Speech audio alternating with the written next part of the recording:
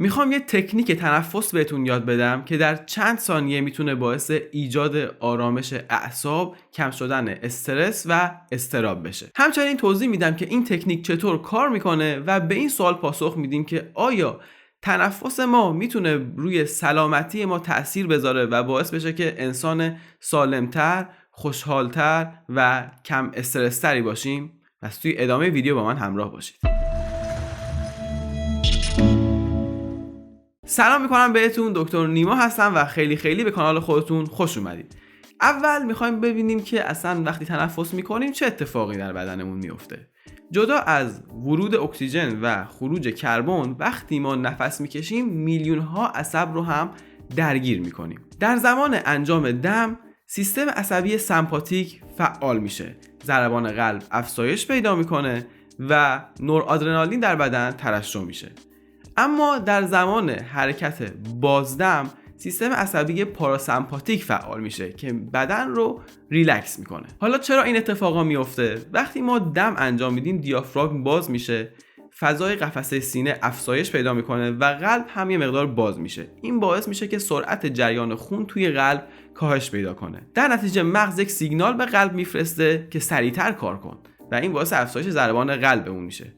اما در زمان بازدم دیافراگم قفسه سینه رو جمع میکنه و این باعث کوچیک‌تر شدن قلب میشه. سرعت جریان خون توی قلب افزایش پیدا میکنه و این باعث میشه که مغز این سیگنال رو بده که ای قلب آرومتر کار کن. به علاوه وقتی ما تمرینات تنفسی آهسته و با تمرکز بر بازدم انجام میدیم، یک ماده انتقال دهنده شیمیایی در بین عصب‌های مغزی ترشح میشه به نام گابا که باعث ایجاد آرامش عصبی میشه.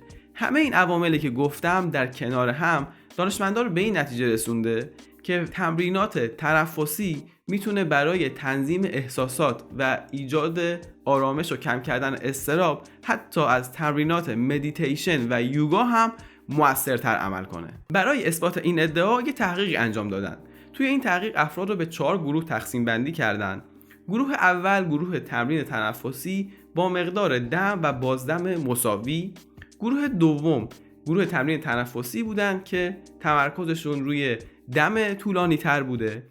گروه سوم گروه تمرین تنفسی بودن که طول مدت بازدمشون طولانی تر بوده و گروه چهارم گروه مدیتیشن که تمرین تنفسی انجام نمیدادن و گروه کنترل محسوب می شدن. این گروه ها باید به مدت 1 ماه هر روز 5 دقیقه تمرین انجام می دادن و در پایان نشون داده شد که افرادی که توی گروه های تمرین تنفسی بودن نسبت به گروه کنترل استرس کمتر، اضطراب کمتر و احساسات مثبت بیشتری داشتن.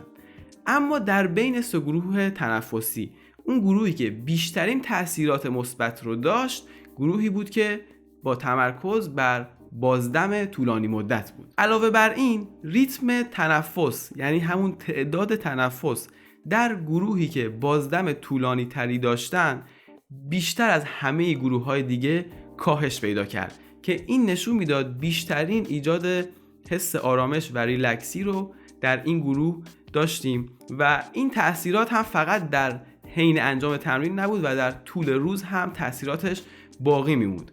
به علاوه اینا تنفس کمتر به معنی عمر طولانی تر هم هست، چون عمر ما بستگی به تعداد تنفسیه که در طول عمرمون مصرف میکنیم. اما میرسیم به این سوال که آیا تنفس کردنمون میتونه روی سلامت کلیمون هم تاثیر داشته باشه؟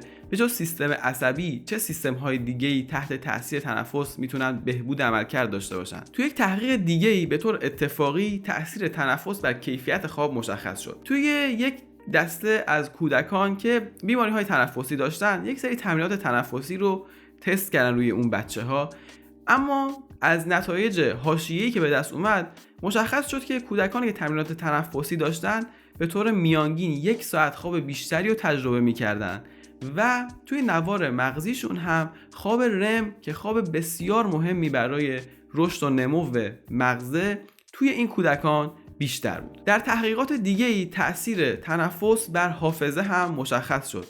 تنفس میتونه باعث افزایش قدرت حافظه و افزایش سرعت بازیابی اطلاعات بشه، به خصوص تمرینات تنفسی که روی دم طولانی تر تمرکز دارن.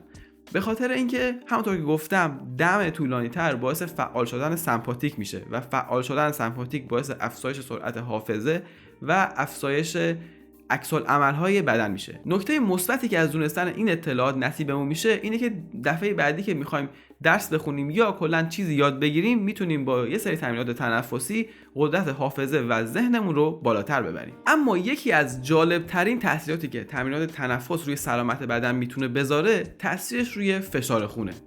توی یک سری از تحقیقات برای کسایی که مشکلات تنفسی داشتن یک سری تمرینات تنفسی تدارک دیده بودن و میخواستن نتایجش رو ببینن.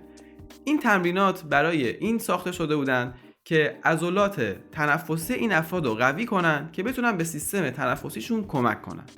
اما در نتیجه اون تحقیقات در اطلاعات حاشیه‌ای به دست اومده متوجه شدن که فشار خون سیستولی این افراد به صورت میانگین 9 عدد کاهش پیدا کرده. نکته جالبش اینجاست که اولا 9 عدد خودش خیلیه و از خیلی از داروها هم حتی تأثیر بیشتری داشته و نکته جالبش اینجاست که این افراد این تمرینات رو 5 دقیقه در روز انجام میدادن و این تأثیر از تأثیر انجام دادن پیاده روی به مدت 30 دقیقه در روز هم بیشتره.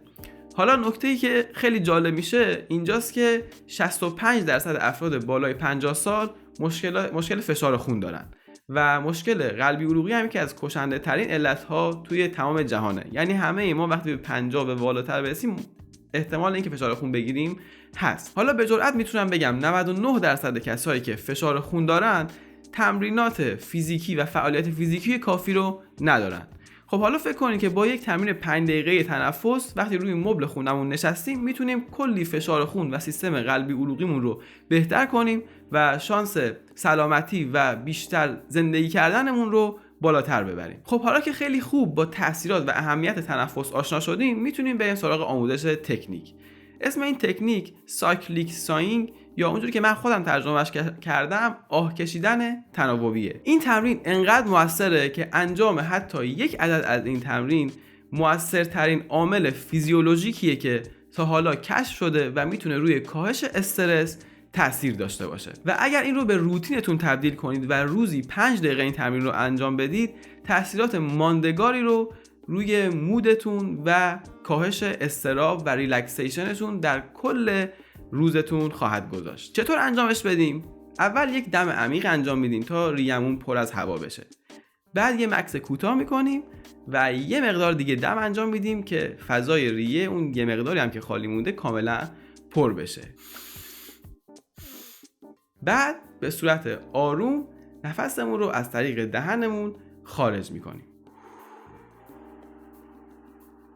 حکمت انجام دادن این تمرین به این شکل اینه که اون دم اضافه‌ای که آخر انجام میدیم باعث کش اومدن عضله‌های تنفسی و آلوئول هامون میشه. این عامل باعث میشه که کربن دی اکسید بهتر مبادله بشه و سیستم عصبی پاراسمپاتیکمون فعال بشه.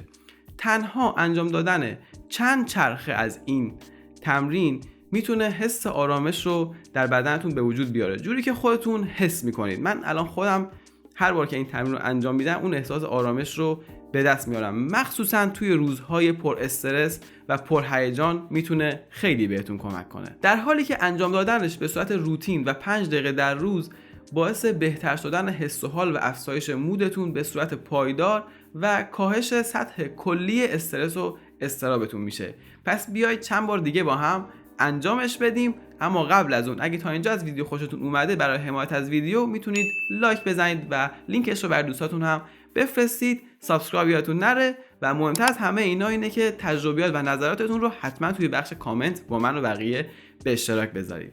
آماده اید؟